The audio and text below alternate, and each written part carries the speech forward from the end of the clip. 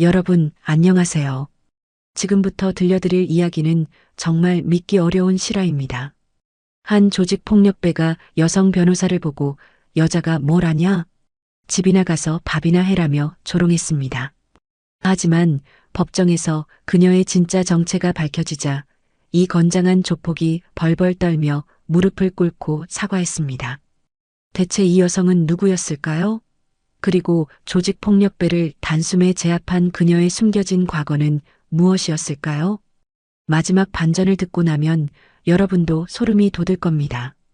구독 버튼과 좋아요를 꾹 눌러주시고 댓글로 여러분이라면 이런 상황에서 어떻게 하셨을지 꼭 남겨주세요. 정말 놀라운 이야기가 시작됩니다. 이 이야기는 서울 강남구 신사동의 조용한 골목길에서 벌어졌습니다. 이곳에는 엄마 손맛 김치찌개라는 작은 식당이 있었습니다. 30년 넘게 한 자리를 지켜온 이 식당의 주인은 김영순 사장님, 올해 65세입니다. 김영순 사장님은 남편을 일찍 여의고 혼자 힘으로 세 자녀를 키운 억척스러운 어머니였습니다. 새벽 5시에 일어나 육수를 우리고 밤 10시까지 손님들을 맞이하며 정성껏 음식을 만들어 왔습니다. 그 덕분에 큰아들은 의사가 되었고 둘째 딸은 교사, 막내 아들은 시청 공무원이 되어 모두 성공적인 삶을 살고 있었습니다. 우리 어머니 음식 먹고 자란 동네 사람들이 모두 성공했어요. 그만큼 정성이 들어간 음식이죠. 단골 손님 박 할아버지가 자주 하시는 말이었습니다. 이 작은 식당은 단순한 음식점이 아니라 동네 사람들의 마음의 안식처였습니다. 하지만 6개월 전부터 이 평화로운 일상에 먹구름이 끼기 시작했습니다. 신사동 일대에 대규모 재개발 계획이 발표되면서 땅값이 급등했습니다. 그와 함께 이 지역에 조직폭력배들이 나타나기 시작했습니다. 그들의 목적은 명확했죠. 오래된 건물주들을 협박해서 헐값에 건물을 사들이거나 상인들에게 보호비를 받아내는 것이었죠. 첫 번째 피해자는 골목 입구의 철물점 주인이었습니다. 아저씨, 요즘 세상이 얼마나 무서운데요? 하루에 50만 원씩만 내시면 저희가 가게를 안전하게 지켜드릴게요. 철물점 주인은 거절했지만 이틀 후 가게 유리창이 모두 깨져 있었습니다. 경찰에 신고했지만 증거가 없다는 이유로 수사는 흐지부지 되었습니다. 두 번째는 세탁소였습니다. 사장님이 보호비를 거절하자 세탁기가 고장나고 손님들에게 여기 위험한 곳이니 다른 데 가라는 익명의 전화가 걸려왔습니다. 김영순 사장님은 이런 소식들을 들으며 밤잠을 이루지 못했습니다. 제발 우리 가게는 건드리지 말았으면 좋겠는데. 하지만 불행은 피해갈 수 없었습니다. 드디어 그들이 김영순 사장님의 식당에도 나타난 것입니다. 잠깐, 여기서 정말 중요한 일이 벌어집니다. 과연 어떤 일이 일어났을까요? 지난주 화요일 오후 2시 10분, 점심 손님들이 모두 나가고 조용해진 식당에 3명의 남자가 들어왔습니다. 가장 앞서 걸어온 남자를 보는 순간 김영순 사장님의 심장이 쿵쾅거리기 시작했습니다. 키 185cm, 체중 90kg의 건장한 체격에 목과 팔뚝에 선명한 문신이 새겨진 남자였습니다. 그의 이름은 박철수, 나이 42세. 이 일대를 주름잡는 백호파 조직의 행동대장이었습니다. 박철수의 뒤를 따라 들어온 2명의 부하들은 문 앞에서 밖을 감시하며 서 있었습니다. 마치 누군가 들어오지 못하도록 막는 것처럼 말이죠. 어머니, 안녕하세요? 박철수는 겉으로는 정중하게 인사했지만 그의 목소리에는 차가운 위협이 섞여 있었습니다. 김영순 사장님은 본능적으로 위험을 감지했습니다. 손이 떨려서 앞치마를 꽉 쥐고 있을 수밖에 없었습니다. 어서 오세요. 뭘 드실까요? 저희는 음식 먹으러 온 게 아니에요. 사업 얘기하러 왔어요. 박철수는 식당을 천천히 둘러보았습니다. 마치 품정하듯이 말이죠. 30년 된 낡은 테이블들, 벽에 걸린 가족 사진, 손때 묻은 메뉴판까지 하나하나 살펴보았습니다. 어머니, 이 식당 운영이 많이 힘드시죠? 요즘 장사가 안 된다면서요? 사실 김영순 사장님의 식당은 단골 손님들 덕분에 그럭저럭 운영이 되고 있었습니다. 하지만 박철수의 말투에는 이미 답이 정해져 있는 듯한 강요가 담겨 있었습니다. 아니에요. 저희는 괜찮아요. 괜찮다고요? 어머니, 솔직히 말씀하세요. 코로나 때문에 손님도 줄었고 물가는 오르고 힘드시잖아요. 박철수는 슬그머니 협박을 시작했습니다. 어머니, 요즘 이 동네가 얼마나 위험한지 아세요? 젊은 양아치들이 술 먹고 와서 가게 부수고 돈 안 내고 먹튀하고 정말 무서운 세상이에요. 그는 테이블 위에 놓인 젓가락통을 집어들었다가 탁 하고 내려놓았습니다. 저희가 어머니를 도와드리고 싶어서 왔어요. 매달 딱 200만 원만 내시면 이런 일들이 절대 일어나지 않게 해드릴게요. 김영순 사장님은 목이 메었습니다. 200만 원이면 한 달 순수익의 절반이 넘는 돈이었습니다. 저는 그런 도움이 필요 없어요. 필요 없다고요? 어머니, 며칠 전에 건너편 세탁소에 무슨 일이 일어났는지 아시죠? 박철수의 목소리가 점점 차가워졌습니다. 그리고 혹시 이 건물 팔 생각 있으시면 저희가 시세보다 조금 낮긴 하지만 현금으로 바로 사드릴 수도 있어요. 12억 정도면 어떠세요? 시세가 15억이 넘는 건물을 12억에 사겠다는 것이었습니다. 완전한 강도 행위였죠. 제발, 그냥 가주세요. 저는 여기서 죽을 때까지 장사할 거예요. 그 순간 박철수의 얼굴이 완전히 변했습니다. 어머니, 저희가 친절하게 말하는 동안에 현명한 선택을 하시는 게 좋을걸요? 그는 테이블을 주먹으로 쾅 치며 일어섰습니다. 김영순 사장님은 깜짝 놀라 뒤로 물러섰습니다. 나이 드신 분이 고집이 너무 세네요. 이 동네가 얼마나 위험한지 몸으로 느껴보시겠어요? 바로 그때였습니다. 식당 문이 조용히 열리면서 한 여성이 들어왔습니다. 여러분, 이제부터가 진짜 이야기의 시작입니다. 들어온 여성은 키 165cm 정도의 단정한 체격에 깔끔한 흰색 셔츠에 검정 치마를 입고 있었습니다. 나이는 20대 후반 정도로 보였고 단정하고 긴 생머리 헤어스타일에 서류 가방을 들고 있었습니다. 그녀의 첫 인상은 조용하고 차분해 보였지만 자세히 보면 어깨가 곧게 펴져 있고 걸음걸이가 매우 안정적이었습니다. 마치 군인 출신처럼 말이죠. 실례합니다. 점심 식사 가능할까요? 그녀의 목소리는 조용하지만 또렷했습니다. 전혀 위축되거나 두려워하는 기색이 없었습니다. 박철수는 이 여성을 보고 극도로 짜증스럽다는 표정을 지었습니다. 야, 지금 중요한 얘기 중이니까 나가 있어. 아, 죄송합니다. 그런데 여기는 영업 중인 식당 아닌가요? 여성은 전혀 움츠러들지 않고 차분하게 대답했습니다. 오히려 박철수를 똑바로 바라보며 말했습니다. 어머니, 괜찮으시면 간단히 식사 하나만 주문하겠습니다. 김영순 사장님은 이 상황에서 누군가 들어온 것이 다행스러우면서도 걱정스러웠다고 합니다. 혹시 이 젊은 여성까지 해를 당하면 어떡하나 하는 마음이었죠. 네네. 어서 앉으세요. 박철수는 이 여성이 자신들의 업무를 방해한다고 생각하며 화를 냈습니다. 어이, 언니. 지금 여기 분위기 파악 못해? 빨리 꺼져. 그러나 여성은 침착하게 한자리에 앉으며 가방에서 명함 케이스를 꺼냈습니다. 저는 변호사입니다. 혹시 이 사장님께서 원하지 않는 일이 벌어지고 있는 것 같은데 제가 도움을 드릴 수 있을까요? 잠깐만요. 여기서 모든 것이 바뀌기 시작합니다. 박철수는 변호사라는 말을 듣고 잠시 당황했지만 곧 크게 웃어댔습니다. 변호사? 하하하. 요즘 변호사들도 참 한가하네. 여자가 뭘 한다고 나서냐? 그의 부하들도 함께 비웃었습니다. 언니, 집이나 가서 애들 밥이나 차려. 이런 거친 세계는 여자들이 끼어들 곳이 아니야. 하지만 여성 변호사는 전혀 동요하지 않았습니다. 오히려 더 차분해졌습니다. 사장님, 혹시 지금 이분들이 하신 말씀 중에 협박이나 공갈에 해당하는 내용이 있었나요? 김영순 사장님은 떨리는 목소리로 대답했습니다.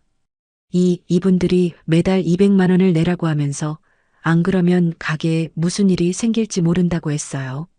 그리고 건물을 12억에 팔라고. 알겠습니다.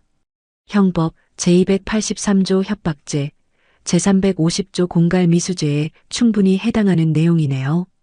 여성 변호사는 휴대폰을 꺼내 들었습니다.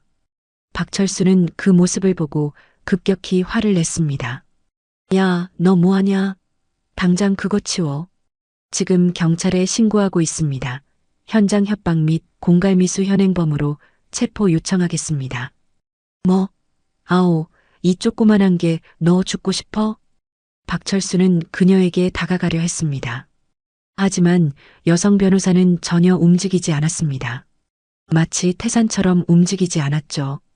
형법 제283조 협박죄는 2년 이하의 징역, 제350조 공갈죄는 10년 이하의 징역에 해당하며 현재 모든 대화를 녹음 중입니다. 더 이상 협박을 계속하시면 가중처벌 대상이 됩니다. 이 여자가 진짜 너 이름이 뭐야? 너 어느 로펌이야? 제 명함입니다. 그녀는 차분하게 명함을 건넸습니다. 박철수는 그 명함을 받아들고 보았습니다. 이정민 변호사, 공익법률사무소 정의. 이정민? 좋아.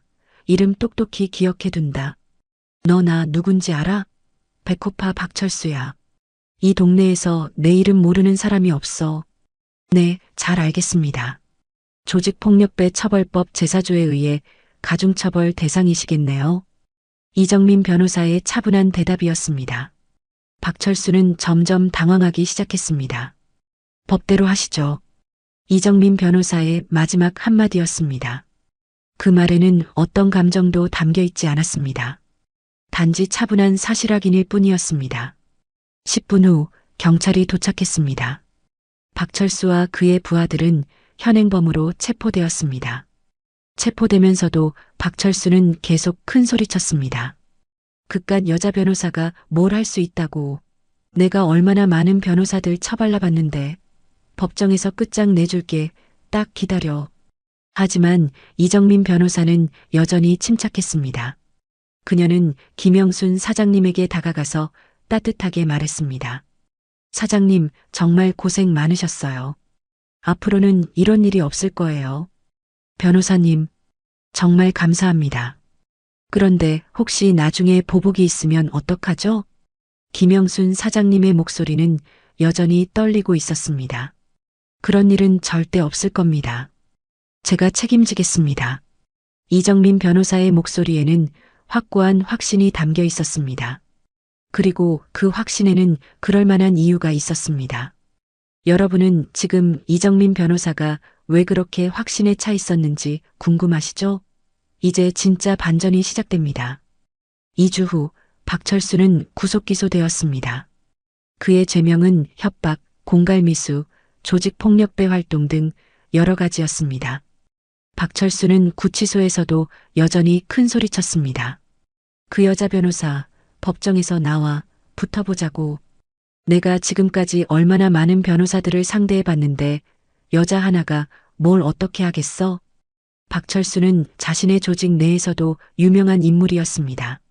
15년간 조직 생활을 하면서 크고 작은 사건으로 법정에 서본 것만 해도 30번이 넘었습니다. 그때마다 실력 있는 변호사들을 선임해서 대부분 가벼운 처벌을 받거나 집행유예로 끝냈습니다. 이번에도 마찬가지야. 그 여자가 아무리 변호사라고 해도 내 앞에서는 아무것도 아니야. 박철수는 이번에도 이 지역에서 유명한 김대성 변호사를 선임했습니다. 김대성 변호사는 조직폭력배 사건 전문으로 승률이 90%가 넘는 실력자였습니다. 걱정하지 마세요.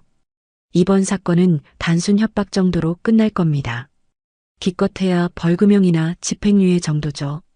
하지만 그들은 한 가지를 몰랐습니다. 이정민 변호사가 누구인지를 말이죠. 드디어 재판 당일이 되었습니다. 서울중앙지법 제312호 법정, 오전 10시 30분이었습니다. 박철수는 자신만만한 표정으로 법정에 섰습니다. 그의 옆에는 값비싼 정장을 입은 김대성 변호사가 앉아 있었습니다. 재판장님, 저희 의뢰인은 단순히 사업 제안을 한 것뿐입니다. 협박이나 공갈의 의도는 전혀 없었습니다. 김대성 변호사는 30년 경력답게 능숙하게 변론을 시작했습니다. 박철수는 만족스럽다는 표정을 지었습니다. 역시 돈값을 하는군. 이 정도면 집행유예는 확실하겠어. 하지만 그때 검찰 측에서 뜻밖의 요청을 했습니다. 재판장님, 이 사건의 심각성을 알리기 위해 특별협조인을 증인으로 신청합니다. 특별협조인이요? 네, 현장에서 피고인을 직접 목격하고 신고한 이정민 변호사입니다. 그 순간 증인석으로 이정민 변호사가 걸어 들어왔습니다. 박철수는 그녀를 보고 비웃었습니다. 그 여자구나? 여기 와서 뭘 어떻게 해보겠다고. 하지만 다음 순간 박철수의 표정이 완전히 바뀌었습니다. 판사가 이정민 변호사를 소개하기 시작했기 때문입니다. 특별협조인으로 출석하신 이정민 변호사님은 육군사관학교 제55기로 졸업하신 후 박철수의 얼굴에서 미소가 사라지기 시작했습니다. 국방부 707 특임대에서 5년간 복무하셨습니다. 707 특임대. 박철수는 그 이름을 듣는 순간 온몸에 소름이 돋았습니다. 조직폭력배들 사이에서 707 특임대는 공포의 대상이었습니다. 군 복무 중 법무관으로서 조직폭력배 관련 사건 127건을 담당하셨으며 그중 무죄 판결은 단 한 건도 없었고 평균 선고 형량이 법정 최고형의 95% 수준이었습니다. 법정이 완전히 조용해졌습니다. 박철수의 얼굴이 새하얗게 변했습니다. 방청석에 앉아있던 그의 조직원들도 충격에 빠져 있었습니다. 이정민 변호사가 증언대에 섰습니다. 그녀는 여전히 차분했지만 이제 그 차분함 속에 강철 같은 의지가 느껴졌습니다. 재판장님, 먼저 피고인 박철수의 과거 범죄 이력에 대해 말씀드리겠습니다. 이정민 변호사는 두꺼운 파일을 꺼내 들었습니다. 피고인은 1999년부터 현재까지 총 47건의 범죄에 연루되어 있습니다. 폭행 12건, 협박 18건, 공갈 8건, 조직폭력배 활동 9건입니다. 박철수는 자신도 몰랐던 세세한 기록까지 모두 조사되어 있다는 사실에 깜짝 놀랐습니다. 특히 2018년부터 2023년까지 신사동 일대에서 총 23명의 상인들을 상대로 조직적인 협박과 공갈을 저질렀으며 그 피해액은 총 8억 7천만 원에 달합니다. 이제 박철수는 완전히 기가 죽어 있었습니다. 재판장님, 피고인은 김영순 사장님에게 요즘 이 동네가 얼마나 위험한지 아느냐며 보호비를 요구했습니다. 하지만 실제로는 피고인과 그의 조직원들이 바로 그 위험의 근원이었습니다. 이정민 변호사는 녹음 파일을 재생했습니다. 박철수의 목소리가 법정에 선명하게 울려 퍼졌습니다. 그리고 피고인은 저에게 여자가 뭘 아냐, 집이나 가서 밥이나 해라고 했습니다. 이정민 변호사의 목소리가 조금 높아졌습니다. 재판장님, 저는 지금까지 127명의 조직폭력배를 법정에 세웠습니다. 그들 중 단 한 명도 여성이라는 이유로 저를 무시하고 법정을 나간 사람은 없었습니다. 법정의 분위기가 완전히 바뀌었습니다. 이정민 변호사의 카리스마가 온 법정을 압도하고 있었습니다. 조직폭력배도 인권이 있습니다. 그들도 사람이고 변화할 기회가 있어야 합니다. 하지만 정의는 그 위에 있습니다. 박철수는 자신도 모르게 고개를 숙였습니다. 법은 약자를 보호하기 위해 존재합니다. 30년 넘게 성실하게 살아온 김영순 사장님 같은 분들을 보호하기 위해 존재하는 것입니다. 피고인 같은 사람들에게 법이 무너져서는 안 됩니다. 이정민 변호사는 잠시 멈춘 후 마지막으로 박철수를 똑바로 바라보며 말했습니다. 피고인은 저에게 법정에서 끝장내주겠다고 했습니다. 좋습니다. 오늘 이 법정에서 끝장을 내겠습니다. 피고인 박철수 씨, 당신은 지금까지 수십 명의 선량한 시민들을 괴롭혔습니다. 그분들의 눈물과 고통을 외면하고 살아왔습니다. 오늘 이 자리에서 그 모든 것에 대한 대가를 치르시기 바랍니다. 이정민 변호사의 증언이 끝났습니다. 김대성 변호사는 더 이상 변론할 것이 없었습니다. 모든 증거와 증언이 완벽했거든요. 그는 그저 재판부의 현명한 판단을 부탁드립니다라고 말할 수밖에 없었습니다. 판사는 30분간의 심리 후 판결을 선고했습니다. 피고인 박철수에게 징역 2년 6개월을 선고합니다. 또한 피해자에게 정신적 피해 배상금 500만 원을 지급하고 출소 후 5년간 신사동 일대 출입을 금지합니다. 박철수는 그 순간 무릎이 꺾였습니다. 징역 2년 6개월 실형, 지금까지 받았던 처벌 중 가장 무거운 형량이었습니다. 법정을 나가면서 박철수는 이정민 변호사 앞에 서 있었습니다. 그는 떨리는 목소리로 말했습니다. 변호사님, 정말 죄송합니다. 박철수는 그녀 앞에서 90도로 허리를 굽혔습니다. 185cm의 건장한 체격이 작게 보였습니다. 사과는 김영순 사장님께 하세요. 그리고 그동안 피해를 입은 모든 분들께 진심으로 사과하세요. 이정민 변호사는 여전히 차분했습니다. 출소 후에는 정말로 새로운 삶을 사시기 바랍니다. 당신에게도 기회는 있습니다. 박철수는 고개를 끄덕였습니다. 처음으로 진심 어린 후회를 느꼈습니다. 이 사건 후 신사동 일대는 완전히 평화를 되찾았습니다. 박철수의 체포 소식이 알려지면서 다른 조직 폭력배들도 이 지역을 피하기 시작했거든요. 김영순 사장님의 식당에는 오히려 더 많은 손님들이 찾아왔습니다. 사장님, 그 변호사님 정말 대단하시네요.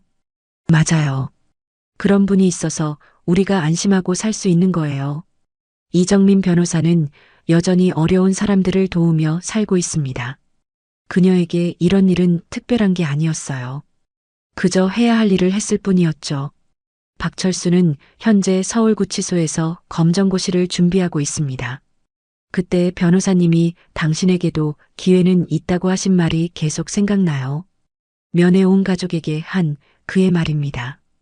여러분, 이 이야기를 보시면서 어떤 생각이 드셨나요? 박철수는 이정민 변호사를 겉모습만 보고 여자가 뭘 아냐며 무시했지만 그녀는 조직폭력배들이 가장 두려워하는 707 특임대 출신이었습니다. 진정한 용기란 큰 체격이나 큰 목소리가 아니라 약한 사람을 위해 서는 것이라는 걸 보여주는 이야기였죠. 그리고 박철수도 이제 감옥에서 새로운 삶을 준비하고 있습니다. 변화는 언제나 가능하다는 희망적인 메시지이기도 합니다. 여러분이라면 김영순 사장님 상황에서 어떻게 하셨을까요? 댓글로 여러분의 생각을 들려주세요. 이런 감동적인 이야기가 더 듣고 싶으시다면 구독과 좋아요 버튼을 눌러주세요. 정의는 멀리 있는 것이 아닙니다. 우리 각자의 마음속에 그리고 작은 행동 하나하나에 있습니다. 다음에도 더 좋은 이야기로 찾아뵙겠습니다. 감사합니다.